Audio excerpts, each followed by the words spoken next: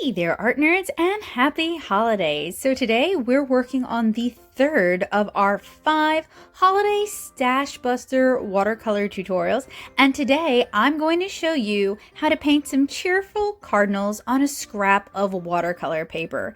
Even though I'm doing this in a bookmark format, this would be super cute as a postcard or as a gift tag.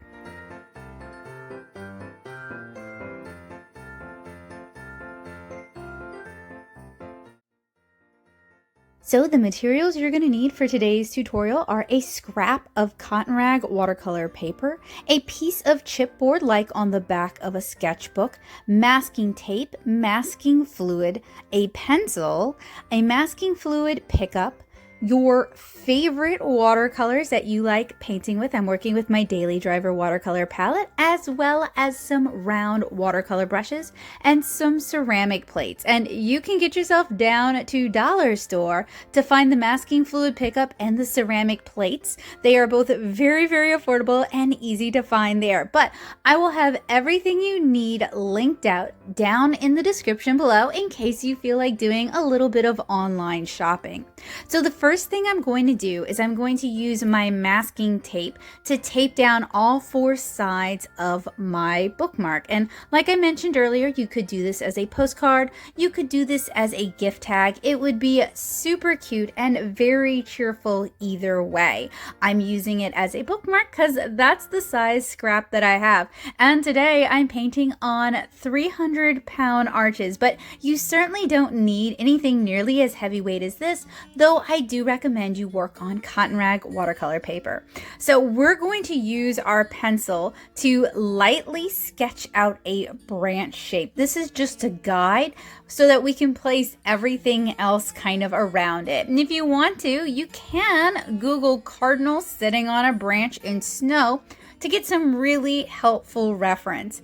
I'm kind of working both from reference and from imagination because I thought a fir branch would be much more festive and kind of in keeping with the winter holidays than just a bare branch. Next, we're going to take our masking fluid, and I'm also using a synthetic watercolor brush with some brush soap worked into it, and I'm painting egg shapes on the branch. And you can paint as many egg shapes as you want. I have 4 here, so a set of 3, and then there's going to be 1 over to the side. Actually, I think I have 5 now that I'm looking at it. 1 over to each side. And I'm also painting a long triangular shape kind of underneath the branch so that it looks like the tail is hanging over the branch. I'm also splattering some masking fluid onto the paper so that we have our snowflakes. So I'm going to pre-activate my watercolors, spritzing them with some clean water.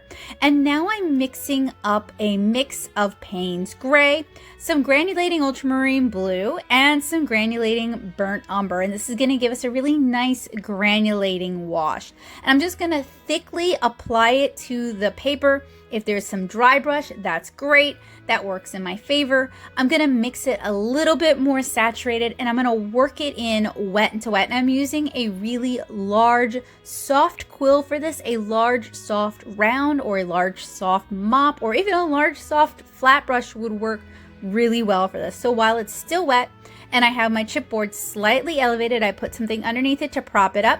I'm going to do my next layer. So before that dries, I'm sprinkling in some kosher salt, and I'm using kosher salt because the flakes are larger, and this is going to give us a beautiful snowflake effect when it fully dries, as you guys can see here. We're going to remove all that salt. I'm using a drafting brush to help me out with this, as well as my finger to just kind of pick off some of the excess salt. And I'm going to do another layer, this time really letting the brush dry brush a bit on this more assertive cotton rag texture. I'm going to mix it a little bit more saturated, and I'm going to kind of dab it into some areas to kind of give the implication of sort of like snow clouds hanging in the sky.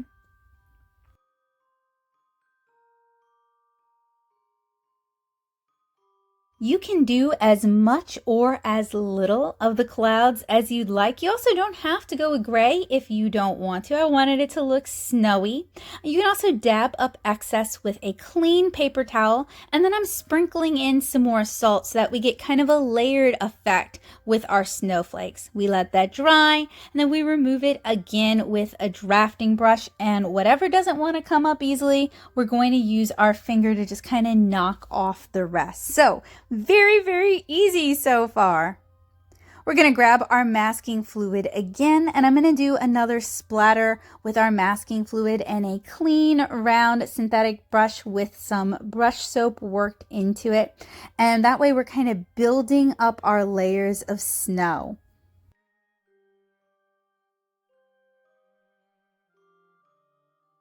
Next, we're going to take some of that burnt umber and our large round. Again, I'm using a quill for this, and we're going to kind of trace over our branch shape. Now, I should have gone a lot thicker as it nears the edge of the page.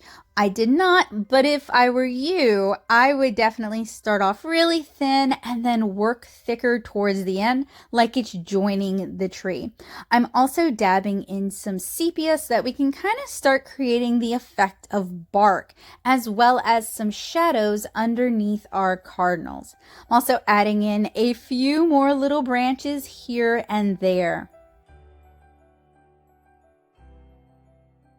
So now to paint our fir needles, I'm starting with green gold. So I'm starting with the lightest color we're going to use, and I'm doing kind of a spiky conical shape. I really recommend, if you can't quite see what I'm doing, that you look up fir trees or fir branches for inspiration. But as you guys can see, it's just a series of lines radiating from the branches.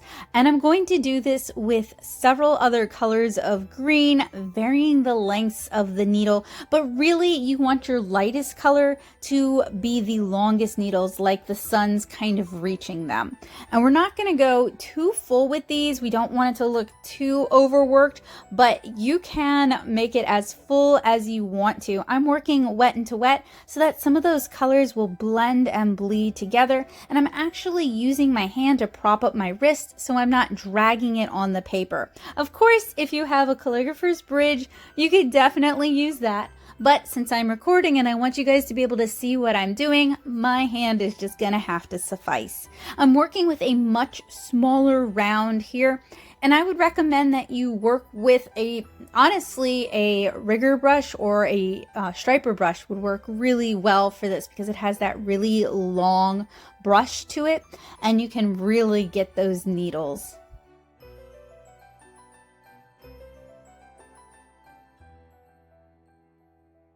So this layer was painted with Hooker's green, so kind of a nice medium green.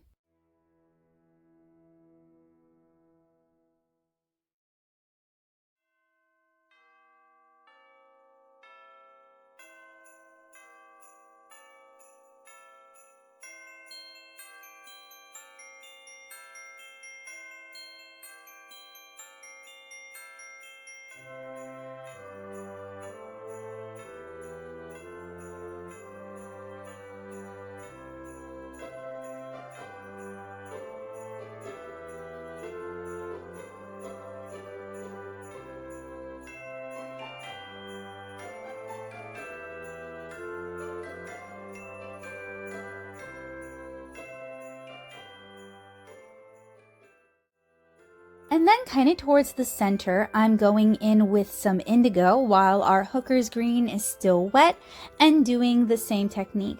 I'm also going to paint in some little bitty pine cones while it's still wet, kind of hidden amongst the fir branches.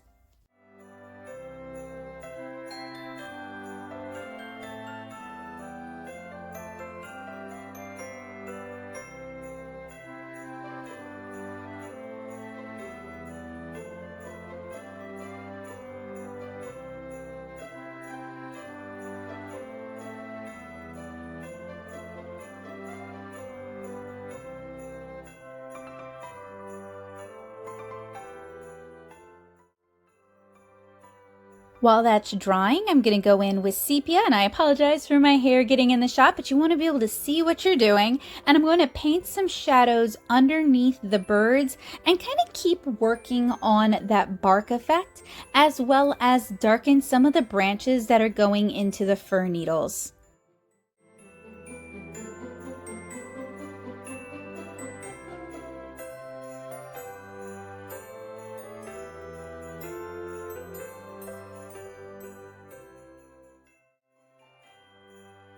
So now we can start working on our cardinals. I'm using my masking fluid pickup to remove the masking fluid from our cardinals. Just kind of lifting it up very gently, kind of dabbing it into the masking fluid and using that to pick it up gently without tearing the paper.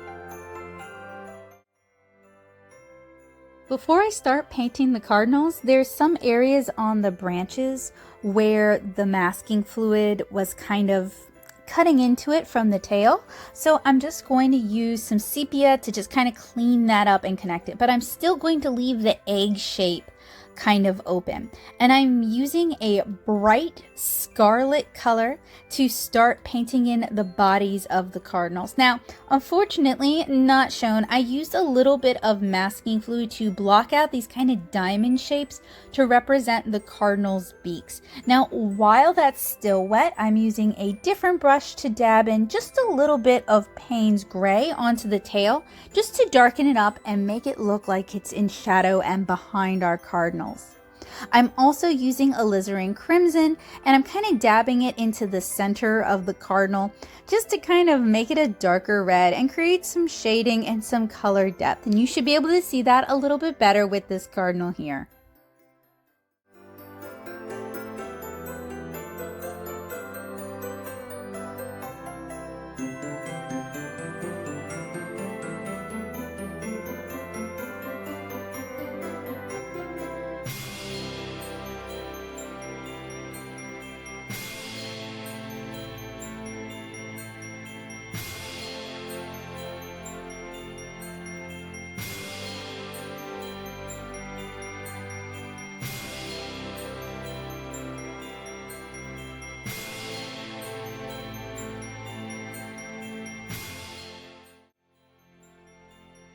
On the top of each cardinal, I'm going to paint a little triangular shape to represent the cardinal's crest. I'm also going to darken up the body of the cardinal just a little bit, leaving a little bit of that lighter color around the edges as sort of a rim lighting, as though the sun is kind of shining on the cardinals.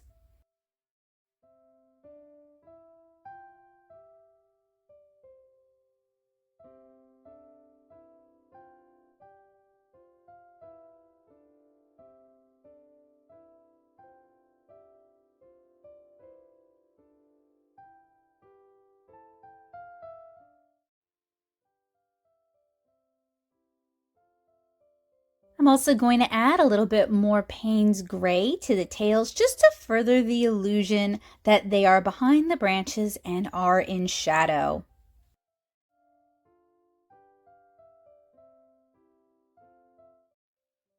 Using a smaller brush and my black watercolor, I'm going to start to paint the masks of the cardinals. So black around the eyes and then sort of a small diamond shape around the beak. And you can blend this out if it's a little bit too harsh. I'm going to do that in just a moment, but I wanted you guys to be able to see the basic shape of the face mask.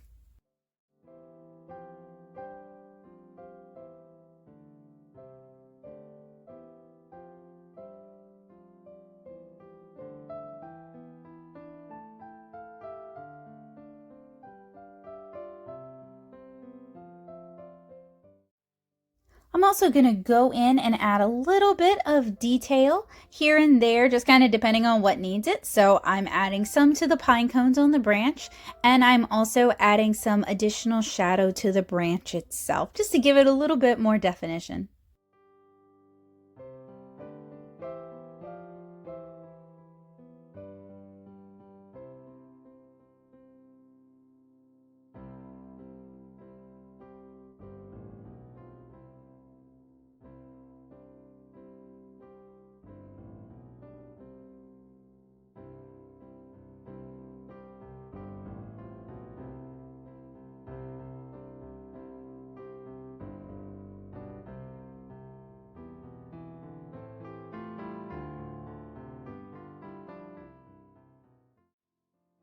going to allow my cardinals to dry fully, and then I'm going to pull out my masking fluid, pick up again, and remove the diamonds that masked out the beaks.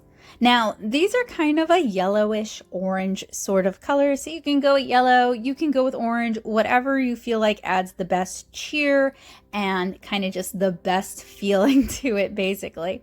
Now, you might want to kind of do the opposite and paint that little beak first and then mask everything else off afterwards, because what I'm noticing is that yellow wants to kind of blend in with the black and get a little bit muddy, which we don't want that.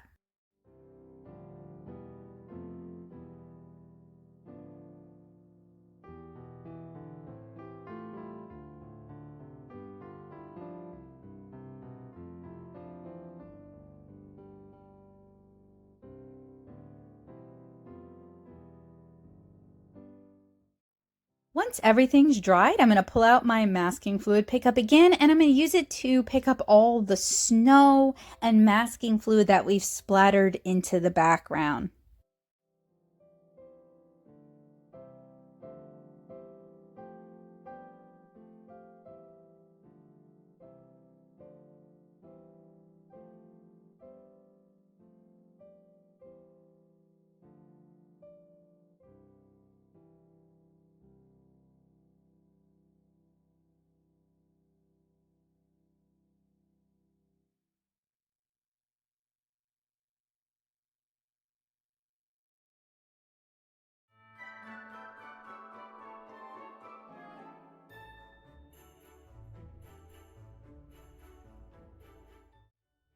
And when I pull out my white gouache, you know we are almost done with our illustration. So I'm going to use this to do a bit of snow splatter, and I'm basically just gently knocking on my paintbrush that has gouache on it to get it to splatter. And I'm also going to use this to add details, kind of to delineate the cardinal's eyes just a little bit better. So if you're not familiar with gouache, gouache is an opaque watercolor, and you want to work with it kind of to the consistency of cream or heavy cream, depending on how much coverage you want. I am not a gouache painter, but I do use gouache to add some final accents to my watercolor illustrations and comic pages. Now at this point, if you'd like to draw the snow kind of piled up on the branches or on the needles or on top of your cardinals, feel free to do that. You can also use it to add a little bit of rim lighting or highlighting here and there to make the forms a little bit easier to read. It's really up to you. You could even paint cute little snowflakes in the background if you want to. So once it's dried fully, it's time for those crispy tape peels. So I am removing my tape in reverse order of how it was applied. And here we have our cheerful cardinal watercolor bookmark. That pop of color really does make the dreary gray day seem just so much brighter. Wouldn't this make such a cute holiday card or gift card or postcard? Hopefully, I've left you guys feeling empowered to paint your own. I had fun painting this and sharing it with you guys, and hopefully you will have as much painting your own or your own variation on it. If you do feel inspired to paint your own cardinals because of this video, I would love it if you would tag me when you share it, because I'd love to see what you make. Tutorials like this are made possible thanks to the generosity of my amazing patrons on Patreon. Thank you guys so much. I hope you guys have a wonderful day and happy holidays.